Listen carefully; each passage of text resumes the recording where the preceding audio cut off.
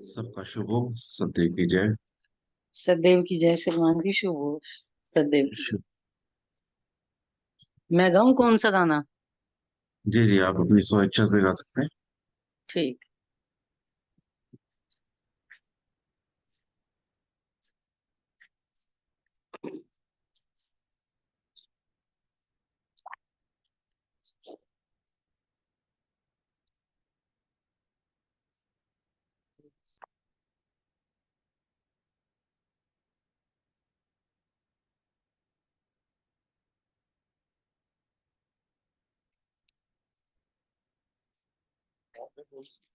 शुभ हो, शुभ हो, सबका शुभ। मैला हृदय लेकर कैसे तुम्हारे सम्मुख आऊं। मैला हृदय लेकर कैसे तुम्हारे सम्मुख आऊं। परम पवित्र रूप के सम्मुख कैसे शीस झुकाऊं। परम पवित्र रूप के सम्मुख कैसे शीस झुकाऊं। मैला हृदय लेकर कैसे तुम्हारे सम्मुख आऊं। सुख की चाल चली जीवन भर, अवसर बहुत गुजारे। सुख की चाल चली जीवन भर, अवसर बहुत गुजारे। दुर्बल और बेबस को भगवन तुम बिन कौन उबारे। दुर्बल और बेबस को भगवन तुम बिन कौन उबारे। ऐसा बल दो भगवन मुझको, जीवन पथ अपनाऊं। ऐसा बल दो भगवन मुझको, जीवन पथ अपनाऊं। मैला हृदय लेकर कैसे तुम्हारे सम्मुख आऊं। विकृत मन है, मैल गहन है, किस विधि शुद्धि पाऊं। विकृत मन है, मैल गहन है, किस विधि शुद्धि पाऊं। ऐसी शक्ति मिले तुम्हारी, नित नित मैल हटाऊं। ऐसी शक्ति मिले तुम्हारी, नित नित मैल हटाऊं। पाकर तुमसे दान है भगवन, तुम्हारी महिमा गाऊं, पाकर तुमसे दान है भगवन, तुम्हारी महिमा गाऊं। मैला हृदय लेकर कैसे तुम्हारे सम्मुख आऊं। मैला हृदय लेकर कैसे तुम्हारे सम्मुख आऊं। शुभ हो, शुभ हो, सबको सदैव कीजिए। बहुत बहुत धन्यवाद। सबका शुभ हो। बहुत बहुत धन्यवाद बहन जी। आज का चिंतन हम शुरू करें उससे पहले छोटी सी शुभकामना कर लेते हैं स्वयं के लिए। और इस बीच में अगर किसी के पास कॉपी पेन ना हो तो वो लेके बैठ सकते हैं। तो हम शुभकामना से शुरू करते हैं। आज वीरवार के दिन हम सब भगवान का आशीर्वाद लेकर उनके समक्ष उपस्थित हैं, स्वयं को जानने के लिए, स्वयं को खोजने के लिए, उस आत्मिक अवस्था को और बेहतर बनाने के लिए जिस दिशा में हम निरंतर आगे बढ़ रहे हैं। भगवान हमें बल दें, हमें वो समझ दें जिससे मेरा ये मनुष्य जीवन और अधिक उच्च और विकासकारी बन सके। मेरा जीवन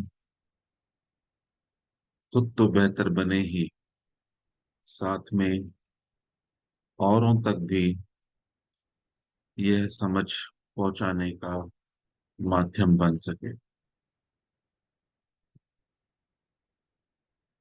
बल दो, बल दो, बल दो। शुभ।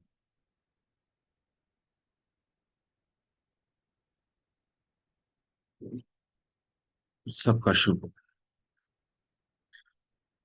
आज के विषय के लिए कल से ही विचार चल रहा था कि कहाँ से हम शुरू करें।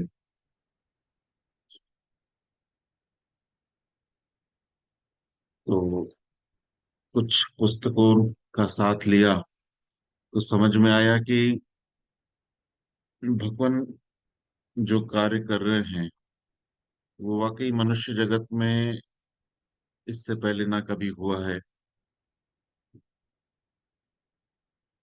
और मनुष्य जगत को इसकी जरूरत बहुत ही ज्यादा है। लेकिन उसमें जो दिक्कत का विषय है कि जिस मनुष्य जगत को उसकी जरूरत है वो उस जरूरत को अभी महसूस नहीं कर पा रहा है।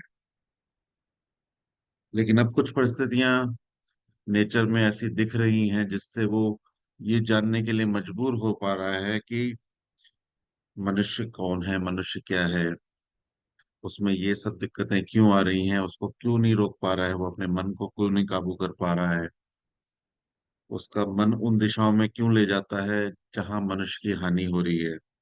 शारीरिक हानि, अभी तो शारीरिक हानि दिख रही है जो आज वर्तमान में दिख ही रहा है कि किस प्रकार से बीमारियां बढ़ रही हैं, किस प्रकार से बाहर का वातावरण बदल रहा है, असंतुलित हो रहा है। तो धीरे धीरे वो बातें प्रकाश में आ ही रही हैं कि उसकी वजह क्या है। कि हमारी आवश्यकताओं से आगे बढ़ जाने की इच्छा, अपनी इच्छाओं की दौड़ में बढ़ जाना, कहीं ना कहीं वो कारण उस दिशा में आगे बढ़ रहा है। तो भगवान की शिक्षा को हम सबने जहां तक समझा है कि जब तक हम जीवन जीते हैं तो इन सब बुराइयों का, इन सब कल्पनाओं का, इन सब इच्छाओं का आना संभव है।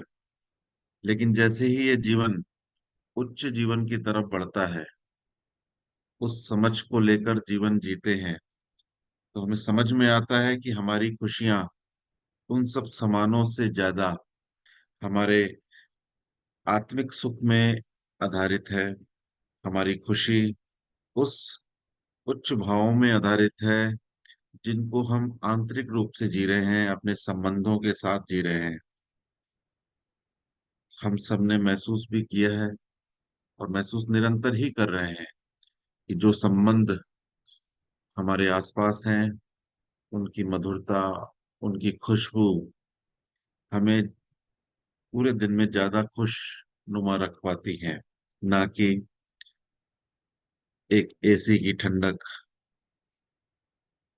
हमारे मोबाइल में जो भी हमारे टाइम पास का साधन है, वो सब हमें कुछ समय के लिए खुश तो रख सकती हैं, लेकिन हमारी जो आत्मिक अवस्था है, जो आत्मिक उच्च अवस्था है, वो हमें निरंतर खुशी अनुभव कराती रहती है। हम सबकी खुशनसीबी है जो भगवान से हम कई सालों से जुड़े आ रहे हैं और उनकी बातों को समझकर अपने संबंधों को बेहतर किया है और निरंतर उस दिशा में आगे बढ़ रहे हैं। लेकिन बस प्रश्न ये उठता है कि जो भगवान का उद्देश्य है, जो हमेशा ही बात निकलती है, वो कैसे जन सामान्य तक पहुंचे, कैसे उन बातों को हम इस ढांचे में ले सकें कि वो समझाना आसान हो, उनका समझना आसान हो, उनको जीना आसान हो। और जो वाकई आज के मनुष्य जगत की मुख्य जरूरत है, भगवान की शिक्षा के बिना भी कोई जीवन जिया जा सकता है। हाँ, शारीरिक जीवन तो एक खत्म हो जाएगा, एक जिया जा सकता है कि ठीक है, संसार में आए और संसारिक सुखों को हमने भोगा, और उनको भोगने के बाद जो भी अवस्था है, जैसी भी अवस्था है, निम्न है या उच्च है, जैसी भी है, लेकिन वो शारीरिक जीवन तक ही सीमित रह पाती है। क्योंकि जाने अनजाने कई ऐसे निम्न भाव हम अपने आत्मा के साथ, अपने साथ ले जाते हैं, जो बाद में, वर्तमान में तो नहीं मालूम पड़ता, लेकिन बाद में सूक्ष्म जगत में, परलोक जगत में उसका अनुभव हमें होता है। लेकिन अफसोस, उस समय हमारे पास करने के लिए कुछ नहीं होता कि जो मुख्य शरीर है, जो उन उच्च भावों की अभिव्यक्ति कर सकता है, वो उस पल में हमारे पास नहीं होता है। और ना ही हमारे द्वारा कोई ऐसी शिक्षा हमारे आगे की पीढ़ी को गई होती है जिसके शुभकामना से उसका विकास हो सके। तो ये एक मिसिंग पॉइंट है, जो सूक्ष्म जगत की चेतना है, परलोक जगत की जो चेतना है, जो उच्च चेतनाएं हैं, वो तो इस दिशा में कार्य कर रही हैं, लेकिन बहुत सारी ऐसी निम्न चेतनाएं आज भी उस दुख की अवस्था में, उस अंधेरे की अवस्था में अपने जीवन को जी रही हैं। तो वही चिंतन जिन पुस्तकों पे लेके आया, तो उसमें तो सबसे प्रथम तो देवशास्त्र का तीसरा खंड, और एक पुस्तक देवात्मा का दर्शन, जो डॉक्टर राकेश कुमार सत्यश्री जी ने लिखी है। और एक था देवात्मा दर्शन बहुविधि विवेचन, जो केवल कृष्ण मित्तल जी के द्वारा लिखी हुई है। इन तीनों पुस्तकों का पठन धीरे धीरे शुरू किया गया है, लेकिन उसमें कई चीजें ऐसी समझ में आ रही हैं कि जो समाज की व्यवस्था है, किस प्रकार वो शुरू हुई और उसकी समझ को उसने किस श्रेणी में लेना चालू किया, और कैसे वो इस दिशा में भ्रमित हो गई। और आज जो समाज दिख रहा है, आज जो मानव दिख रहा है, आज जो मनुष्य दिख रहा है, वो ऐसी गतिविधियां क्यों कर पा रहा है और उसी को जीवन क्यों समझ पा रहा है। तो फिर ऐसा लगा कि कुछ ऐसा हम डिजाइन करें, ऐसा कुछ विचार करें कि उस मनुष्य को बदला जा सके, और जो थोड़ा बहुत भी आंशिक हम में भी वो अगर है, हम सब में भी अगर कुछ ऐसा चीज आती है जो हमें दुख का कारण बनाती है, दुख आ रहा है यानी कहीं ना कहीं हम शारीरिक इच्छाओं में या शारीरिक उम्मीदों में जी रहे हैं, तभी दुख आ रहा है।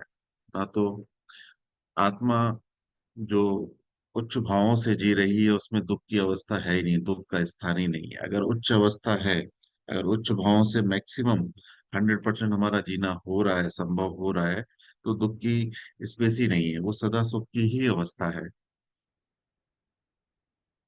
तो ऐसी विषय निकल के आया कि उच्च जीवन का मनुष्य जीवन में विकास। तो इस पे जब अध्ययन करना हुआ, तो जो देशशास्त्र तीसरा खंड है उसका इंडेक्स को पढ़ना हुआ, तो भगवान ने जो इसका इंडेक्स लिखा है उसमें का पहला अध्याय है मनुष्य की अपने अस्तित्व के संबंध में महासोचनीय अबोधता।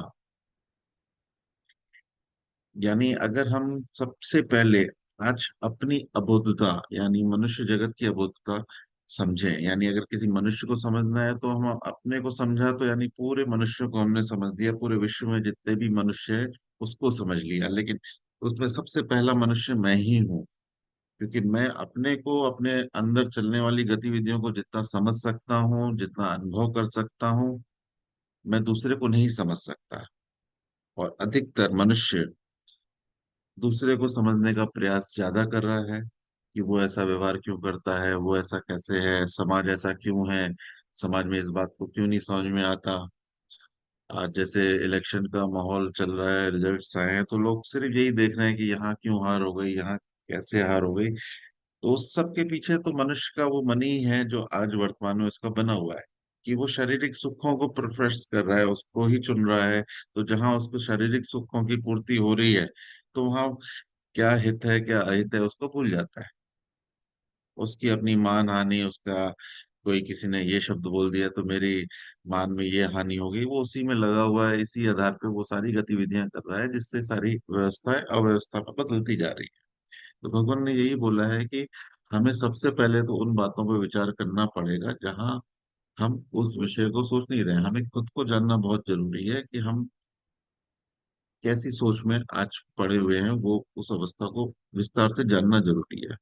फिर भगवान ने दूसरा अध्याय जो बनाया है वो है मनुष्य में उसका सुख अनुराग ही उसके आत्मा की महासोचनीय अबोधता का मुख्य कारण है। यानी पहला चिंतन तो हमारी वर्तमान अवस्था हो गई कि हम आज ऐसे क्यों हैं, उसके पीछे मुख्य कारण क्या है। फिर उसके बाद उस विस्तार में जाया जाता है कि उसका सुख अनुराग, मनुष्य में उसका सुख अनुराग ही उसके आत्मा की महासोचनीय अबोधता का मूल कारण है। यानी इन दोनों चैप्टर में जब हम विस्तार में जाके इसको कंप्लीट करेंगे, तो हम उस जगह पर पहुंच पाएंगे कि अब हमें करना क्या है। तो उस आधार पर ये देवशास्त्र पूरा रचित है, लिखित है, कि उसमें अगर हम एक एक चीज को चिंतन के रूप में लेंगे, उस सत्र को समझ के रूप में लेंगे कि इससे हमें शिफ्टिंग क्या मिली, हम किस दिशा में आगे बढ़े, तो वो सब विषय हमारे तो काम के हैं ही। और जब हम इस विषयों को समझ जाएंगे, पूर्णता में आ जाएंगे, अपने जीवन में जीने लगेंगे, 100% जीने लगेंगे, और हम उस दुख की अवस्था से अगर निकल सके, हमारा स्वयं का अनुभव हुआ कि अब वो छोटी छोटी बातें, वो छोटी छोटी घटनाएं हमें विचलित नहीं करती, हम सदा उस अवस्था में रह पाते हैं, तो उस देवशास्त्र का उद्देश्य पूरा होता है। भगवान की उस मेहनत का उद्देश्य पूरा होता है कि अगर इन सब पुस्तकों से मनुष्य जीना सीख गया, उस मनुष्य में मैं अपना खुद की बात कर रहा हूँ, यानी हर कोई जो भी सुन रहा है वो खुद के ऊपर ले इस बात को। उसका उद्देश्य इस समय बड़ा फोकस ना हो कि इसमें पूरा समाज आ रहा है, पूरा देश आ रहा है, इसमें सिर्फ पहला व्यक्ति मैं हूँ। अगर उस मैं उस अनुभव से निकल पाया, उस अवस्था में स्थापित हो पाया जिसकी कल्पना भगवान कर रहे हैं, और वो अनुभव मैंने महसूस किया कि वो अनुभव उस शिक्षा को मेरे माध्यम से निकाल पाता है, निकाल पाता है, दूसरों के लिए निकाल पाता है। और वो दृश्य भी दिखा पाता है कि उस शिक्षा को जीने का दृश्य ये है, और इसे क्रमवत जाना जा सकता है, उसको क्रमवत समझा जा सकता है, और उसको जिया जा सकता है। तो इस दिशा में हम आगे बढ़ना भी चाहेंगे। और जो दूसरी पुस्तक में बता रहा था, देवात्मा का दर्शन, उसमें जिस तकनीक से आगे बढ़ाया गया है वो भी मेरे को अच्छा लगा कि उस विषय पर भी हम रेगुलर चिंतन रख सकते हैं कि किस प्रकार इतिहास में दर्शन को रखा गया, अलग अलग वक्त में कौन कौन से दर्शन आए। दर्शन मीन्स उस वक्त का जो भी देखने वाला है, कोई सिद्ध पुरुष, कोई ज्ञानी पुरुष, उसने दृश्य को देखा और समझने का प्रयास किया कि कौन सी चीज है जो रोक रही है और कौन सा ऐसा ज्ञान है जिसके जो नियम है, ज्ञान भी नहीं बोलेंगे, नियम है, जिसको अनदेखा किया जा रहा है। उसने उस नियम को जाना, उसको पहचाना और उसकी व्याख्या की, उसको समझाने का प्रयास किया। तो वो एक दर्शन के रूप में उस वक्त के हिसाब से बन गया। जैसे कि अगर भौतिक जगत में देखें तो सेब गिरा, सेब तो गिर ही रहा था, आज भी गिर रहा है, लेकिन उसने सिर्फ देखा। न्यूटन का नियम जो निकला, न्यूटन ने उसको देखा और उसके पीछे समझा कि ये कोई नियम है। उस नियम को जब जाना गया तो उसका एक नाम दे दिया गया कि ये गुरुत्वाकर्षण का नियम है। तो जब ये नियम जो नेचर में ऑलरेडी था उसको जाना गया, उसको बताया गया, तो उसमें वो नियम न्यूटन ने बताया, ऐसा बोला गया कि वो नियम है। तो इसी प्रकार से जब भौतिक जगत में कोई नियम बताया जाता है तो उसको साइंटिस्ट बोल दिया जाता है, वैज्ञानिक बोल दिया जाता है। और जब आत्मिक जगत में कोई नियम बताया जाता है तो उसको संत और इस प्रकार के विशेष नामों से पहचाना जाता है कि उसने चेतना के जगत में, आत्मिक जगत में कोई नियम को पहचाना कि इस नियम से मनुष्य चल रहा है और उसका इस प्रकार से बिगड़ना संभव है अगर उन नियमों को वो नहीं जानता। तो उन नियमों को उन्होंने अपनी पुस्तकों के माध्यम से, अपने शास्त्रों के माध्यम से अलग अलग समय में बताया गया और उस समय उनको जिया गया। और उस जीने के आधार पर धीरे धीरे वो विकास क्रम में आगे बढ़ता गया, उस समझ को आगे बढ़ाता गया। तो इन दोनों पुस्तकों से ये बातें समझ में आ रही हैं, थोड़ी सी स्पष्ट होने का है, लेकिन उन सब में आप सबकी भी मदद की रिक्वायरमेंट है कि जो बातें हम इसमें से पढ़ेंगे, समझेंगे, उसमें आप कॉपी में नोट्स लिखें। उसमें कोई प्रश्न निकल के आ रहा है तो वो प्रश्न करें। जैसे उन प्रश्नों के चिंतन से, मतलब हमारे आपसी चिंतन से उसका और थोड़ा सा विस्तार हम कर सकें आज के समय में। क्योंकि ये जो देवात्मा का दर्शन है तो उसमें ऑलरेडी उन सब चीजों को कंपेयर किया गया है कि पहले क्या बातें बताई गई थी, भगवान देवात्मा ने ऐसी क्या नई चीज बता दी जो इन सब से बेहतर थी और अलग थी। तो वाकई मनुष्य की मानसिक अवस्था के हिसाब से उसने अलग अलग चीजों को अलग अलग वक्त में ग्रहण भी किया और जिया भी है। उसकी मानसिक योग्यता जैसी थी वैसा जिया है। लेकिन आज का मानव, जैसा हम सभी जानते हैं कि मानसिक तौर पे बहुत विकास कर चुका है, उसमें सोचने समझने की बहुत बेहतर ताकत है, वो तर्क करना जानता है। लेकिन सिर्फ अभी उसका सारा तर्क चल रहा है भौतिक, यानी जो वर्तमान में शरीर की इच्छाएं हैं उसको पूरा करने में, उसकी सुविधाएं वो बढ़ाने का प्रयास कर रहा है। अभी आत्मिक जगत में उसका प्रवेश होना बाकी है। और जैसे ही वो आत्मिक जगत में प्रवेश करेगा तो उसके सारे भ्रम टूटने चालू हो जाएंगे। और जब ये सारे भ्रम टूटेंगे तब वो वास्तविक आत्मिक जीवन को जी पाएगा, जो कि मुख्य है। तो हम शुरुआत करते हैं इस विषय की। तो इसमें सबसे पहले तो मनुष्य का जो वर्तमान सोच की अवस्था है, जैसा कि आया कि वो शारीरिक सुखों में अटका हुआ है। और शारीरिक सुख उसको दिन भर इतना बिजी रख रहे हैं, इतना व्यस्त रख रहे हैं कि उसको सारे संबंधों के बीच में उसका खुद से कुछ संबंध है, उसकी खुद की कुछ ऐसी है कि जो उससे कुछ कार्य करा रही है, सही या गलत, उसको जानने का समय नहीं है। तो सबसे पहले तो हम सब इस प्रयास में रहें कि हम आत्मा को खोजने में, आत्मा की उस शिक्षा को समझने के लिए अपने दिन भर के समय में से कुछ समय जरूर निकालें। हम जो सुबह साधन में बैठ रहे हैं वो तो बैठ ही रहे हैं, उसके अलावा भी जो सुबह के विषय हैं, या ये जो दो पुस्तकें मैंने बताई या देवशास्त्र सभी के पास रखी होगी, उसके एक एक लाइन पे एक गहन चिंतन जरूर करें, एक एक पैराग्राफ पे गहन चिंतन करने का वक्त निकालें कि किस प्रकार से ये बात मैंने समझी है अपने जीवन के लिए और किस प्रकार से इसको जीवन में उतारा जाना संभव है। अगर इस पे हम अपना समय देंगे तो धीरे धीरे आप देखेंगे कि दिन प्रतिदिन हमारे जो समझ है, हमारा जो ज्ञान है, मानसिक योग्यता जो है, उसके आधार पे उन शब्दों का अर्थ हम निकाल के अपने जीवन की परिस्थितियों में उसको ढाल करके उस शिक्षा, भगवान की उस शिक्षा को वास्तविक रूप में, मतलब वर्तमान समय में अपने जीवन में उतार के उस अनुभव पे रह पाएंगे कि हाँ, अब ऐसा लगता है कि अब दुख आने की संभावना बिल्कुल ही खत्म हो गई है, क्योंकि मेरा समझ का लेवल दिन प्रतिदिन बढ़ते बढ़ते आज इस अवस्था में आ गया। तो चलिए हम प्रयास शुरू करते हैं। कुछ शब्द इसमें, जैसे कि पुस्तक है तो कुछ शब्द कठिन भी हैं जिनको समझने में थोड़ा सा वो लग सकता है, लेकिन उन शब्दों को हम नोट कर सकते हैं। वो भी एक प्रश्न है अपने आप में कि वो शब्द की विस्तार हमें जानना भी जरूरी है। तो मैंने भी देखा कुछ शब्दों को नेट में हम जब डालते हैं तो उसका विस्तार हमें मिल जाता है। उसको हम शुरू करते हैं। पहले ये जो देवात्मा का दर्शन है उसके कुछ पैराग्राफ्स पे प्रकाश डालना चाहूंगा। आज का प्रयास सिर्फ यही है कि हम जो तरीका अप्लाई कर रहे हैं, आज हम जो सुन रहे हैं, और इसमें धीरे धीरे जब हम इसको निरंतर सुनते रहेंगे, निरंतर उसको अभ्यास में लाते रहेंगे, अपनी जीवन शैली में लाते रहेंगे, तो वो परिवर्तन हमें महसूस हो रहा है क्या? अगर महसूस हो रहा है तो अच्छी बात है, ये तकनीक काम कर रही है ना, तो आपसी चर्चा से हम इसको और बेहतर भी कर सकते हैं। तो मैं उसकी भूमिका के कुछ पैराग्राफ पढ़ना चाहूंगा। इस पुस्तक का नाम है देवात्मा का दर्शन, डॉक्टर राकेश कुमार सत्यश्री। हम तीन पुस्तकों की, चार पुस्तकों की मदद लेंगे इस पूरे उसमें। देवशास्त्र तीसरा खंड, देवात्मा का दर्शन, डॉक्टर राकेश कुमार सत्यश्री, और एक पुस्तक है देवात्मा दर्शन बहुविधि विवेचन, और तीसरा एक है श्रेष्ठ कैसे बने। ये एक इंग्लिश बुक श्रीमान एस पी कर्नल जी की थी, जिसका हिंदी रूपांतरण है टू बी गुड।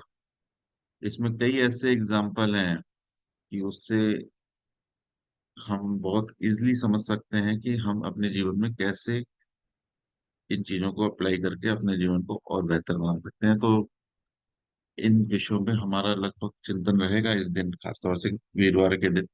लेकिन हम नोट्स बनाएंगे तो हम वापस से बीच के गैपिंग को खत्म कर पाएंगे कि हम पिछली बार कहाँ तक पहुंचे थे और अब इसके आगे।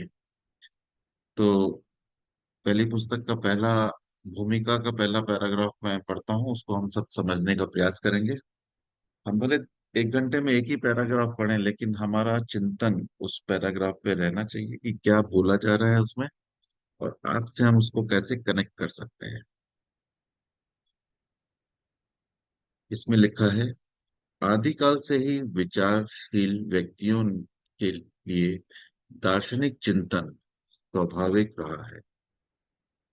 आरंभ में यह चिंतन सामान्य बुद्धि के रूप में ही था।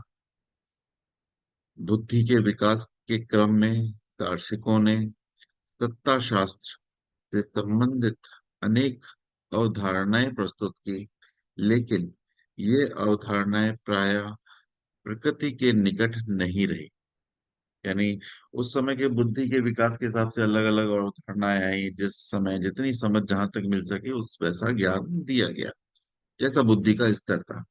लेकिन इसमें स्पष्ट बताया गया कि यह अवधारणाएं प्रायः प्रकृति के निकट नहीं रही। तो ये पॉइंट एक नोट करने वाला है कि जितनी भी विचारधाराएं आई वो प्रकृति से जुड़ी हुई नहीं थी, उस समय की परिस्थितियों के आधार पर उनको बनाया गया। समकालिक दर्शन में मनुष्य के बौद्धिक विकास की परिणति वैज्ञानिक दर्शन के उदय में हुई है। जैसा कि इसके नाम से स्पष्ट है कि वैज्ञानिक दर्शन का मूल विज्ञान में ही निहित है। वैज्ञानिक दर्शन के समर्थकों के अनुसार दर्शन के अध्येताओं को वैज्ञानिक प्रविधियों से अवगत रहना चाहिए। वैज्ञानिक सिद्धांत और वैज्ञानिक प्रविधियां प्रकृति के विभिन्न पक्षों की झलक प्रस्तुत करते हैं। यानी उसके बाद ये वैज्ञानिक दृष्टिकोण भी चालू हो गया, तो उसको सारा विज्ञान के आधार पर देखा जाने लगा। आज हम जैसा कि जानते ही हैं कि वैज्ञानिक युग है पूरा, हर चीज को विज्ञान के दृष्टिकोण से देखा जाता है। आगे एक पैराग्राफ छोड़ के हम दूसरा पैराग्राफ पढ़ते हैं। वैज्ञानिक ज्ञान के आधारभूत नियम अनुभव कव्य है, यानी वो अनुभव भी किए जा सकते हैं उसमें। उन मान्यताओं को हटा दिया गया क्योंकि विज्ञान के दृष्टिकोण से देखा गया। विज्ञान का प्रमुख उद्देश्य ज्ञान को व्यवस्थित करना है, और यहाँ तक विज्ञान और दर्शन में कोई विरोध नहीं है। मानवीय ज्ञान में कभी कभी ऐसी स्थिति उत्पन्न होती है जब वैज्ञानिक ज्ञान और दार्शनिक ज्ञान में अंतर स्पष्ट करना कठिन होता है। यह तो स्पष्ट है कि वैज्ञानिक निष्कर्षों की अवहेलना करके किसी भी दार्शनिक विचारधारा का आधार अधिक दृढ़ नहीं रह सकता। यानी किसी भी वैज्ञानिक नियम को अनदेखा करके कोई भी दार्शनिक विचारधारा को मजबूत नहीं किया जा सकता। नहीं, हर दार्शनिक की जो विचारधारा है उसमें वैज्ञानिक विचारधारा होना आवश्यक है, कि उसका एक वैज्ञानिक सिद्धांत होना जरूरी है।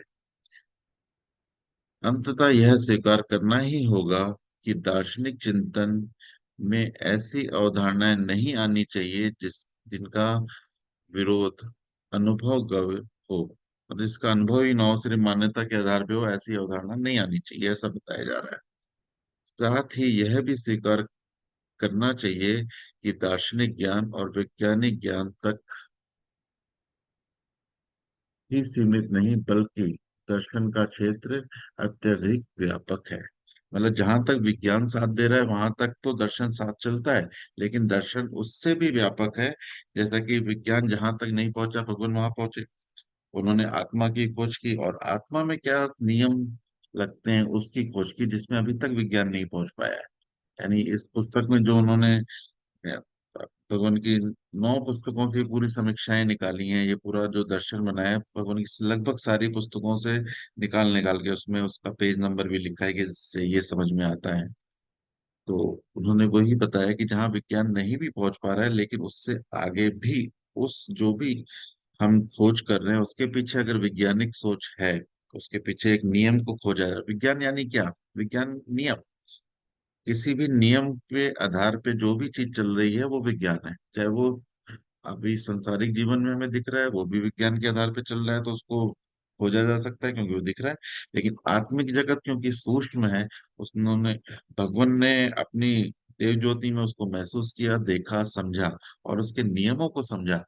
और जब नियमों को समझ के उसको बताया, तो वो एक विज्ञान से जोड़ा गया है कि हाँ वाकई ये नियम है, क्योंकि उसका अनुभव हम कर पा रहे हैं कि जब जब हम निम्न भाव में रहते हैं हमें दुख होता है, और जब जब हम उच्च भाव में रहते हैं हम दुख महसूस नहीं करते। यानी कोई तो ऐसा नियम है कि उच्च भाव पे आधारित जीवन ज्यादा बेस्ट है, उचित है, उच्च है। तो वो भगवान का प्रयास रहा। कुछ पैराग्राफ छोड़ के फिर आगे पढ़ते हैं। अवांछनीय काल में दर्शन के क्षेत्र में एक क्रांति सी आई है। यह खेद का विषय है कि अधिकांश भारतीय इस क्रांति का सम्मान करने को उत्सुक नहीं है। मतलब जो क्रांति आई है उसके लिए कई ऐसे भारतीय हैं जो इसका सम्मान करने में उत्सुक नहीं है। वे अपने देश के वैश्विक प्रत्यक्षवाद, यानी प्रत्यक्षवाद यानी मैंने नेट से ही खोजा कि ईश्वरवाद के प्रति अपने लगाव को छोड़ना नहीं चाहते। यानी जो भी मान्यताएं बन गई हैं उनका डर का मिटाने का क्या तरीका था उस समय, या आज भी कई लोग उस दिशा में जाते हैं कि कोई डर लग रहा है तो हम किसी ना किसी इष्ट को हिम्मत मांग लेते हैं, बल मांग लेते हैं, या जो भी उसकी कोई ऐसी वाणी को, या जो भी प्रचलित हैं उनको हम दोहराने लगते हैं, जिससे हमारा डर वो चला जाता है। ये एक मान्यता के रूप में है कि जैसे कहते हैं ना कि खरगोश बिल्ली को देखता है तो आंखें बंद कर लेता है कि बिल्ली निकल गई। तो उस टाइप की चीजें हैं कि खुद प्रयास ना करते हुए हमने किसी ईश्वरवाद पे या किसी भी ऐसी धारणा को मानकर उस डर से हम निकल गए। यही कारण है कि यदि हम समकालिक भारतीय दर्शन के विषय में प्रकाशित ग्रंथों पर एक दृष्टि डालें तो पाते हैं कि उनमें ईश्वरवाद दार्शनिकों की विचारधारा का ही समावेश है। मतलब उस समय ईश्वरवाद का जो भी दार्शनिक है उन्होंने ईश्वरवाद की बात को समझाया, और उस समय की बौद्धिक अवस्था के आधार पे वो चीजें मनुष्य के मन में घर करती ही चली गई, जो आज भी जहां जहां जैसी समझ है उस हिसाब पे वो आज भी उस दिशा में चल रहे हैं। ठीक है, चलना गलत नहीं है, एक प्रारंभिक अवस्था वो रहती है, लेकिन उससे आगे भी मनुष्य को अपने को जानना जरूरी है, क्योंकि वो समझदार हो रहा है और होता जा रहा है। और देखने में यह आया कि पहले ईश्वरवाद आया, फिर उसके बाद भौतिकवाद आया। यानी आज जो भौतिकवाद चल रहा है कि जिसमें हम सामानों को मुख्य समझ रहे हैं, हम अपने खुशी का कारण सामान समझ रहे हैं, हमारी सुविधाएं समझ रहे हैं। पहले ये चीज खुशी का कारण था ईश्वरवाद। यानी अगर हम कहीं दुखी हो रहे हैं तो हम कहाँ चले जाते थे, हम कहीं मंदिर चले जाते थे, कहीं इश्क के आगे कोई कथा कीर्तन इस टाइप की चीजें कर लेते थे। तो एक ईश्वरवाद था, जहां हम जब भी दुखी होते थे हम सुख की प्राप्ति में उस दिशा में चले जाते थे। फिर भौतिकवाद आया कि हमें लगा कि हमारी इच्छा वहां भी पूरी नहीं हो रही, तो हम तो संसाधन ही इकट्ठा करें उसी में खुश रहेंगे, तो फिर हम भौतिकवाद की तरफ आ गए, हम संसाधनों को, धन को अर्जित करने में ही सुख का अनुभव करने लगे। लेकिन जैसा कि आज की तारीख में मनुष्य का अनुभव है, तो उसे वहां भी सुख नहीं मिल रहा, वो भी एक सीमाएं हैं, वहां एक सीमा तक वो खुश कर सकती हैं, लेकिन उसके बाद फिर वो दुख आता है। जैसा कि पहले बताया कि हम एसी में होते भी हमारा शरीर सुखी है, हमें ठंडक महसूस हो रही है, बाहर की गर्मी नहीं महसूस हो रही है, लेकिन हम कहीं ना कहीं आंतरिक रूप से, आत्मिक रूप से दुखी हो सकते हैं। यानी इस ईश्वरवाद और भौतिकवाद के अलग भी कुछ ऐसी समझ है जो अभी तक हम तक पहुंचनी बाकी है। क्योंकि अगर हम दुखी हैं यानी कोई ना कोई समझ है ऐसी जो हम तक पहुंचनी बाकी है, जिसको जानकर हम सुखी हो सकते हैं। कई दार्शनिकों का इनमें नाम लिखा हुआ है,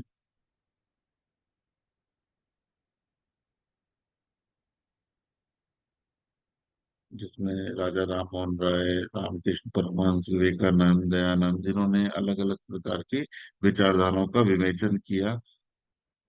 वास्तव में समकालिक भारतीय दर्शन के प्रति यह एक एकांकी दृष्टिकोण है, क्योंकि इसमें एक मौलिक और महत्वपूर्ण विचारक के चिंतन की उपेक्षा हुई है। इस विचारक का नाम देवात्मा है। मतलब उस समय जितनी भी विचारधाराएं थी, जितना भी लोग के मस्तिष्क में वो विचारधाराएं घर कर चुकी थी, उस घर कर पाने के कारण उस समय जो भगवान देवात्मा के जो शिक्षाएं उस समय उस समाज में दी गई, तो क्योंकि वो इतना ज्यादा घर कर चुकी थी, तो उसमें उनकी शिक्षाओं की उपेक्षा हुई, चिंतन की उपेक्षा हुई। इस विचारक का नाम था देवात्मा, हम सब परिचित हैं। उन्होंने अपने प्रकृतिवादी चिंतन के द्वारा लगभग सभी दार्शनिक बिंदुओं पर प्रकाश डाला है। देवात्मा के दर्शन का सबसे महत्वपूर्ण पद प्रकृति है। उनके अनुसार प्रकृति ही एकमात्र सर्वकालीन सत्य है। प्रकृति के बाहर कोई सत्य व सत्ता नहीं है। वह स्वयंभू, नित्य, अविनाशी है। प्रकृति के दो मूल अव्यय हैं, जड़ और शक्ति। ये दोनों ही मूल्य भिन्न हैं, त- तथापि इसे अकाट्य संबंध है। तो आज हम इसको यहाँ पे रोकते हैं। तो भगवान की शिक्षा उस समय क्यों नहीं स्वीकारी गई, इस बात की इसमें व्याख्या है, क्योंकि उस समय ईश्वरवाद और भौतिकवाद की इतनी ज्यादा दौड़ चल रही थी, उस दिशा में इतना चल रहा था कि इस विषय को समझने का किसी ने जरूरत ही नहीं समझी, उस दिशा में प्रयास ही नहीं किया। लेकिन आज जो वर्तमान अवस्था है कि हम कहीं ना कहीं ईश्वरवाद से भी इतना ज्यादा सेटिस्फाइड नहीं है, और कहीं ना कहीं हम भौतिकवाद की तरफ चले गए। जो ईश्वरवाद, जो नई पीढ़ी है वो ईश्वरवाद को कम मानती है, वो भौतिकवाद की तरफ दौड़ लगा रही है। लेकिन वो नई पीढ़ी भी आज की तारीख में उतनी ज्यादा खुश और सेटिस्फाइड नहीं है जैसे सपने उसने भौतिकवाद पे देखे थे। उसने सपना देखा कि मेरे को ये गाड़ी मिल जाए, मैं खुश हो जाऊंगा। उसका सपना था ये, तो सपना सपना था, और क्योंकि उसमें काबिलियत थी, कल्पनाशीलता थी, कार्य स्वतंत्रता थी, तो वो इस दिशा में निरंतर आगे बढ़ा और उसने एक दिन वो गाड़ी ले ली। गाड़ी तो ले ली, लेकिन गाड़ी में एक दिन हो गया, अपने दोस्तों को दिखा लिया, 2 दिन हो गए अपने रिश्तेदारों को दिखा लिया, तीसरा दिन हो गया उसके सुख सुविधा को भी ले लिया। लेकिन जैसे ही उस गाड़ी में चल रहा था, उसके बाजू में जब ट्रैफिक लाइट आई तो उसने देखा कि उससे गाड़ी से बेहतर गाड़ी है उसके बाजू में खड़ी हुई है। तो उसको अपनी गाड़ी का सुख दुख में बदलता हुआ दिखा। तो यहाँ ये बात पकड़ में आती है कि भौतिक बात भी उसको सुखी नहीं कर पा रहा है। और आज की जो दशा है व्यक्ति की कि सब कुछ अच्छा है, एकदम अच्छी है, सुविधाएं हैं, सब कुछ है, लेकिन फिर भी उसे खुशी की तलाश है। और जब वो खुशी की तलाश है, यानी उस खुशी को पूरा करने के लिए वो कुछ नया समझने को तैयार है कि वो उस अवस्था से निकल सके, उस दुख की अवस्था से निकल सके। तो वही भगवान की शिक्षा आज के वक्त में सभी के लिए वक्त भी है कि उस चीज को समझें। हमारे बच्चे हैं जो बड़े हो रहे हैं, उन विषयों को समझें कि जो भौतिकवाद की दौड़ है। अभी जो बाल शिविर हुआ था उसमें बहुत आश्चर्य का विषय हुआ जब हमने ये पूछा कि शिक्षा का उद्देश्य क्या है, हम स्कूल क्यों जाते हैं। तो जो बच्चा फोर्थ में था वो खड़े होकर बोलते हैं कि हम पढ़ लिख के बड़े होंगे तो हम इससे पैसा कमाएंगे। यानी शिक्षा क्यों? पैसा कमाने के लिए। चार फोर्थ क्लास का बच्चा ये विचार रख के पढ़ाई कर रहा है कि इसको पढ़ के मेरे को पैसा कमाना है। और पैसा क्यों कमाना है? पैसा कमाते हैं तो हमें सुविधाएं बढ़ती हैं, हमारी सुख सुविधाएं बढ़ती हैं। उसके लिए संबंध महत्वपूर्ण नहीं रखते, उसके लिए उच्च भाव की गणना नहीं है। तो लगभग 50 बच्चों में ये चीजें महसूस करनी हुई कि शिक्षा का मुख्य उद्देश्य जो शुरू से ही चला आ रहा था कि बच्चे का मानसिक विकास तो हो, साथ में आध्यात्मिक विकास भी हो। यानी समझ के साथ साथ उसकी समझ दोनों क्षेत्रों में बढ़े, ज्ञान के क्षेत्र में बढ़े और चेतना के क्षेत्र में भी बढ़े। उसकी समझ के साथ साथ वो जो विकास करेगा, वो पूरे देश का, पूरे मनुष्य जात जाति का विकास करेगा। और एक दूसरे के उद्देश्यों को समझ कर जिएगा, एक दूसरे को हराने के लिए नहीं जिएगा। आज का मनुष्य एक दूसरे को हराने के लिए जी रहा है। इस हराने की पद्धति में विचार वही हुआ कि कुछ समय गेम भी चल रहा था, बच्चों का रेस हुई थी बाल शिविर में। तो उसमें महसूस किया देखकर कि बच्चे जो रेस कर रहे हैं वो प्रथम तो आना चाहते हैं, लेकिन उनको फर्क नहीं पड़ता जो उनके साथ दौड़ रहा था वो गिर गया बीच में। उसको फर्क नहीं पड़ रहा कि उसके साथ जो रेस में खड़े हुए थे सब दोस्त थे, सब फ्रेंड थे। लेकिन जब रेस चालू हुई, 1 2 3 करके स्टार्ट हुई, तो उस समय सिर्फ उसको जीत दिख रही थी।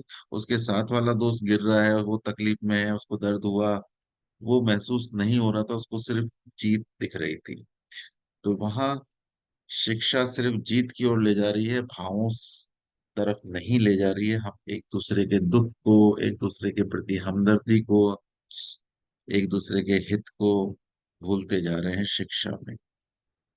तो वाकई इस विषय में प्रयास रहा। फिर उसके बाद बच्चों को समझाने का मौका भी मिला कि इस बार विवेक को जागृत किया गया बच्चों में, कि विवेक उनके अंदर जागे कि क्या सही क्या गलत ये आपको मालूम है।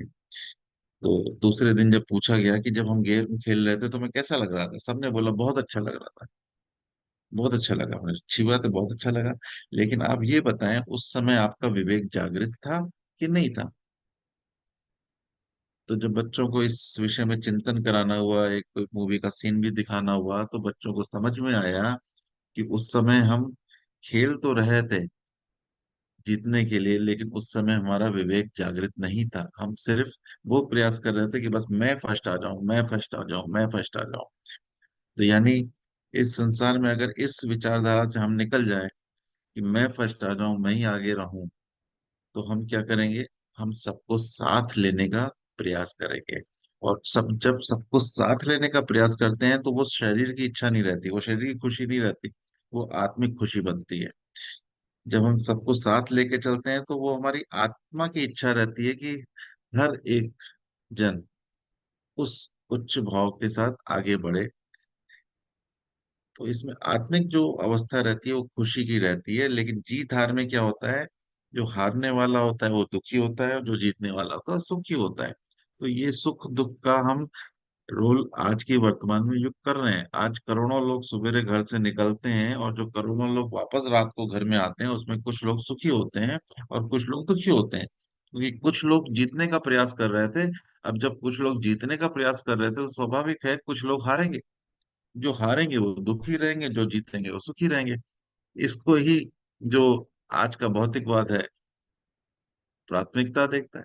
हमने इलेक्शन में देखा, इतने लोग खड़े हुए थे, इतने लोग जीत गए, इतने लोग हार गए। जो हार गए वो दूसरे को नीचा दिखाने के लिए अलग अलग बातें कर रहे हैं कि हार का कारण ये है, और जो जीत गए तो वो जीत गए, वो दूसरे को नीचा दिखा रहे हैं, देखो इसलिए वो हार गए सामने वाले। तो बस यही चल रहा है।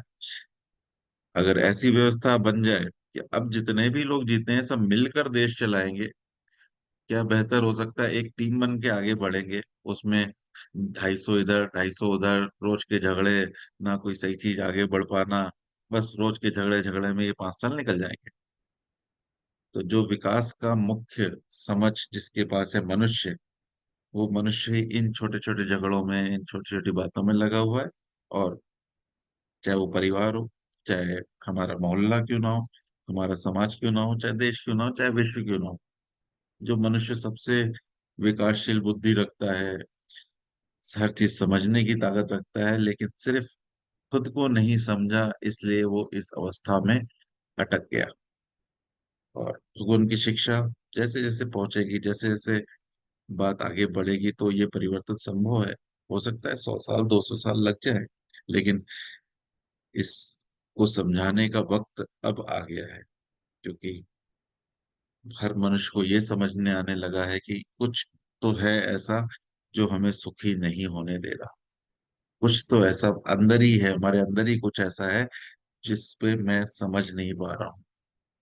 और हम सब अपने अनुभव से जान सकते हैं कि वो बात हमें भगवान समझा चुके हैं, कि मेरे उच्च भाव ही हमें सदा के लिए अमीर बना सकते हैं, सदा के लिए खुश रख सकते हैं। ठीक है, अब मैं अपने बातों को विराम करता हूँ। इस पे कोई आपके विचार आ रहे हो जिसमें इसमें कुछ तरीके को बताना चाहें कि कैसे कैसे आगे बढ़े, तो बता सकते हैं। शुभ।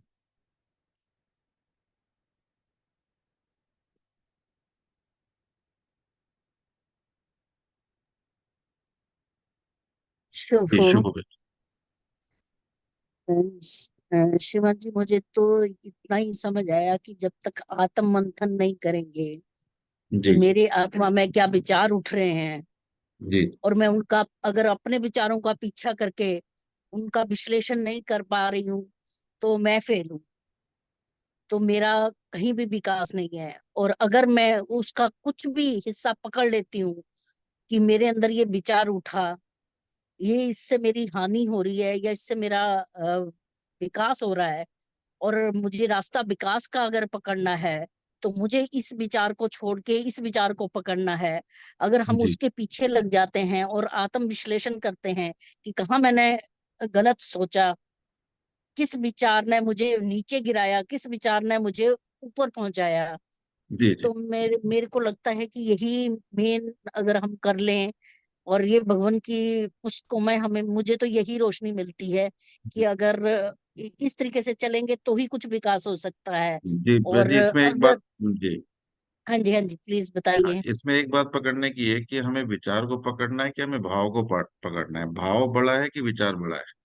श्रीमान जी, पहले तो जो भाव हमारे हैं, वो- भाव जो है वो जैसे सिचुएशन है, सामने क्या सिचुएशन है उससे हमारे भाव उठते हैं।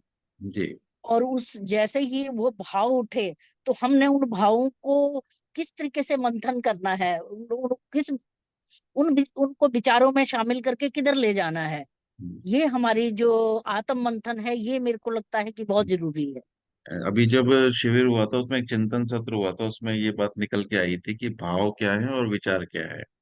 तो हाँ उसमें जी। ये बात निकल के आई थी कि किसी भी परिस्थिति या किसी व्यक्ति या कोई भी घटना को हम जिस रूप में स्वीकार करते हैं, जिस रूप में भी स्वीकार किया, उसको अच्छे के रूप में स्वीकार किया तो अच्छे भाव बनेंगे, अगर बुरे के रूप में स्वीकार किया तो बुरे भाव बनेंगे। और जो जी। भाव बनेंगे उसके आधार पे हमारी मानसिक मतलब विचार बनना चालू हो जाते हैं, और विचार बनने से जो हमारे शरीर से क्रिया होती है, विचारों का वो विश्लेषण होता है जो हम समाज में दिखाना चाहते हैं या किसी को बताना चाहते हैं, वो विश्लेषण। यानी हम जी। कहीं ना कहीं अपने भाव को दूसरे तक पहुंचाना चाहते हैं कि तुम्हारे प्रति मेरा ये भाव है।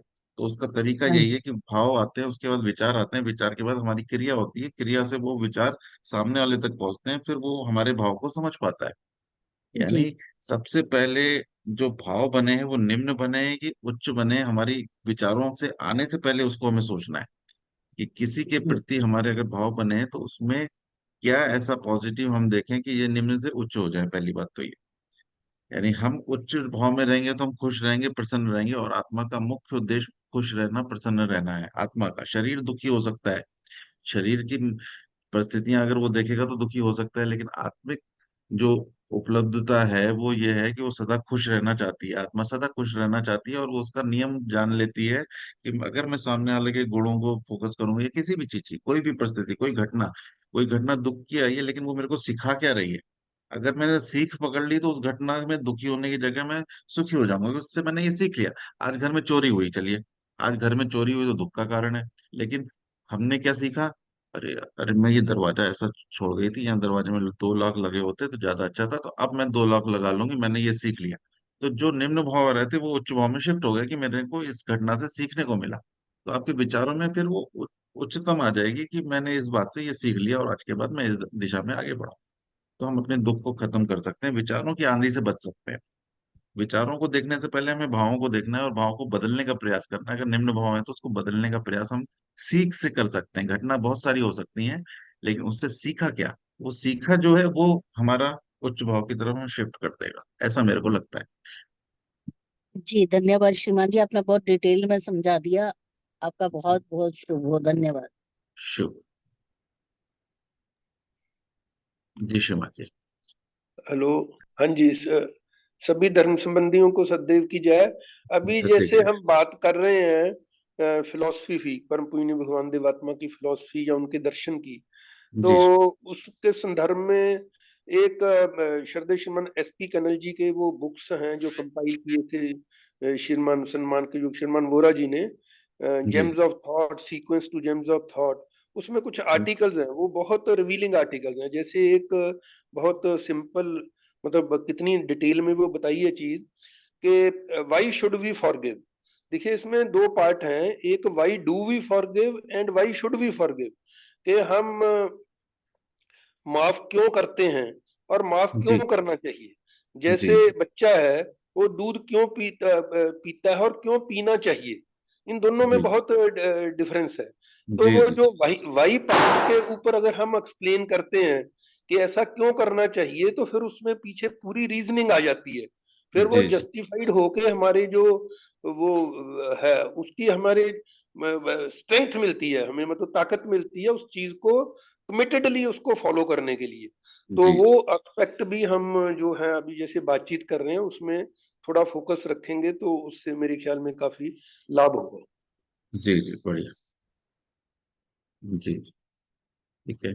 समय पूर्ण हो गया है, तो मैं श्रीमान चंद्रगुप्त जी से चाहूंगा कि वो आगे समापन की ओर चलें, और उनको बहुत बहुत बधाई। कल उनका जन्मदिन था, मैसेज के माध्यम से तो करना रहा था, तो आज उनका नया बहुत प्रवेश है नए साल के पहले दिन में, तो बहुत बहुत शुभकामनाएं।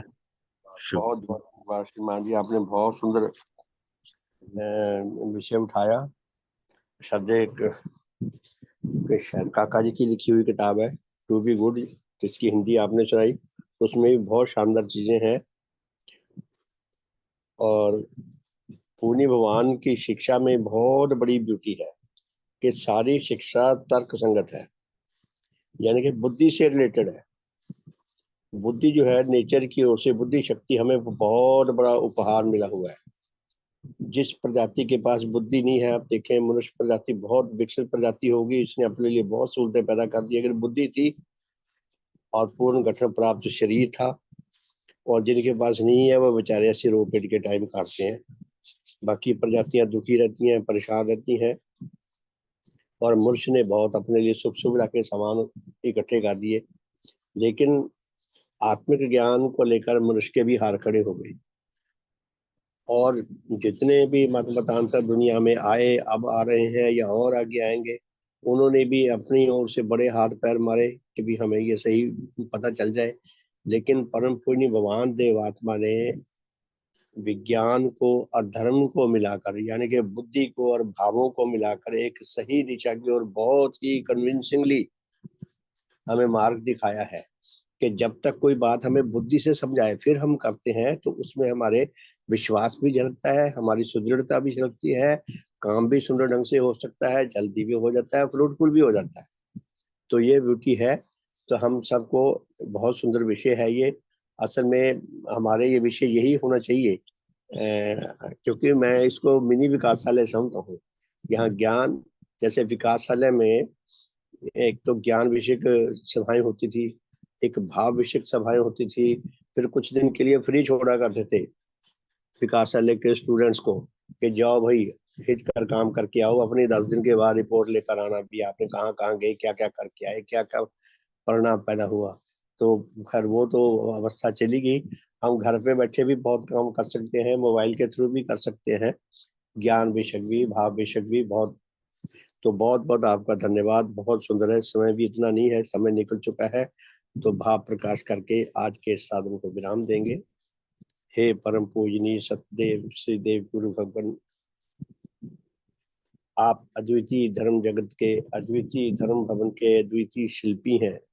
सतगुरु, आपने ऐसे धर्म भवन का निर्माण किया है जिसकी निर्माण तिथि तो है, जिसकी नष्ट होने की कोई तिथि नहीं है। भगवान, आपके द्वारा निर्मित यह धर्म भवन नेचर की आत्मा है, विकास क्रम का मूर्त रूप है।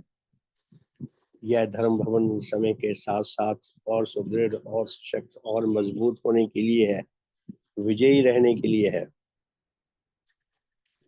हे सतगुरु, विषय में जहां जहां कहीं अधिकारी आत्मा है, धर्म के जो सच्चे जिज्ञासु हैं, उनके लिए यह धर्म भवन एक अद्वितीय, परम सुंदर, परम हितकर, परम कल्याणकारी, उच्च रस का दाता, स्थायी आश्रय स्थल है। सतगुरु, आपने अपने इस धर्म भवन में, अपने इस धर्म जगत में हमें ग्रहण करके हम पर बहुत कृपा की है, हम पर बहुत एहसान किया है।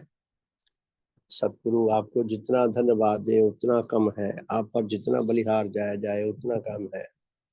हे सतगुरु, आप धन्य हैं, आप धन्य हैं, आप धन्य हैं, आप धन्य हैं। हे भगवान, आपका सब प्रकार से शुभ हो, सब प्रकार से हित हो, सब प्रकार से मंगल हो, सब प्रकार से कल्याण हो। आपके परम श्रद्धेय माता पिता, दादा दादी, नाना नानी तथा अन्य सब महान पूर्वजों का शुभ हो। आपके सब वंशीजनों का, आपके सब सांसारिक स्मृतियों का, आपके सेवक सेवकाओं का, आपके श्रद्धावानों का, आपके अनुयायियों का, आपके विश्वासियों का, आपके अनुरागियों का, हमारे इस लोकवासी तथा परलोकवासी सब धर्म साथियों का, उन सब के पूर्वजों का, उन सब के वंशीजनों का, उन सब के सांसारिक स्मृतियों का, उन सब के दोस्तों मित्रों शुभ चिंतकों का, सबका शुभ का मार्ग प्रशस्त हो, हित का मार्ग प्रशस्त हो। हे सतगुरु, हमारे श्रद्धेय माता पिता, दादा दादी, नाना नानी तथा अन्य सब पूर्वजों का, हमारे इस लोकवासी तथा परलोकवासी सब भाई बहनों का, उनके बच्चों का, उनके नाती पोतों का, हमारे सब वंशीजनों का, हमारे सब सांसारिक संबंधियों का, मनुष्य जगत का, पशु जगत का, वनस्पति जगत का, भौतिक जगत का, सबका भले का मार्ग प्रशस्त हो, शुभ का मार्ग प्रशस्त हो। हे देव, विश्व में जहाँ जहाँ कहीं अधिकारी आत्मा वर्तमान है, आपके देव प्रभाव किसी विधि से शीघ्र उन तक पहुंच सके, उन सबके भले का मार्ग प्रशस्त हो सके। आपके महान मिशन में अधिक से अधिक योग्य आत्मा, अधिक से अधिक उच्च जीवनधारी आत्मा आकर सेवारत हो सके, अपने जीवन को सफल कर सकें, सार्थक कर सकें, आपकी अद्वितीय महिमा को लाभ कर सकें, चारों जगतों में फैलाकर, मनुष्य जगत में फैलाकर आपकी प्रसन्नता का हेतु हो सके, सच्चा आत्म कल्याण लाभ कर सकें। हे भगवान, आपके विज्ञान मूलक धर्म की छत्र छाया में अधिक से अधिक मनुष्यों को आकर जीवन व्यतीत करने का, सच्चा आत्म कल्याण लाभ करने का सौभाग्य प्राप्त हो सके। हे दाता, हे सतगुरु, काश नेचर में कोई ऐसी विधि विकसित हो सके जिससे अनाधिकारी आत्मा भी अधिकारी बन सके, उन सबके भले का मार्ग भी प्रशस्त हो सके। सबका शुभ हो, सबका हित हो, सबका मंगल हो, सबका कल्याण हो। भगवान देवात्मा की जय। भगवान देवात्मा की जय। भगवान देवात्मा की जय। भगवान देवात्मा की जय। सबका शुभ हो, सबका हित हो, सबका मंगल हो, सबका कल्याण हो। हमारे शुभ परिवार का शुभ हो। हम सब भगवान देवात्मा के देव प्रभावों को स्थायी तौर पर लाभ करने के गहरे तौर पर आकांक्षी तथा अधिकारी बन सकें, उनकी कृपा को स्थायी तौर पर लाभ कर सकें। हम हमारे शुभ परिवार में उच्च मेल आए, उच्च एकता आए, सबका भला हो, सबका शुभ हो। हम भगवान की कृपा को खुद लाभ कर सकें, औरों तक पहुंचाकर अपने जीवन को सफल कर सकें, भगवान की प्रसन्नता लाभ कर सकें। सबका भला हो, सबका शुभ हो। बहुत बहुत धन्यवाद। छोटी सी शुभकामना करके धर्म संबंधियों के प्रति उसके बाद फिर रेणु वधवा जी अपने विषय को आगे बढ़ाएंगी। तो जो जो हमारे धर्म संबंधी कष्ट भोग रहे हैं, तकलीफ में है, और जिनका स्वास्थ्य ठीक नहीं है, वो शीघ्र से शीघ्र स्वास्थ्य लाभ कर सके, उनका भला हो सके, उनका स्वास्थ्य ठीक हो सके, और वो भगवान के मिशन में स्वास्थ्य लाभ करके अधिक से अधिक योगदान देने के योग्य बन सके। रेणु जी का शुभ हो, शीघ्र से शीघ्र स्वास्थ्य लाभ कर सके। अशोक बहन जी का शुभ हो, उर्मिल बहन जी का शुभ हो, श्रीमती रंजीत कौर बाबा जी का शुभ हो, और जो जो धर्म संबंधी किसी कष्ट में से गुजरे हैं, उस पर भगवान के देव प्रभावों को लाभ पाकर विजय पाए। सबका भला हो, सबका शुभ हो, सबका मंगल हो, सबका कल्याण हो। सबका बहुत बहुत धन्यवाद। अब रेणु वधवा जी, ओवर टू यू, प्लीज आप लिखें। धन्यवाद।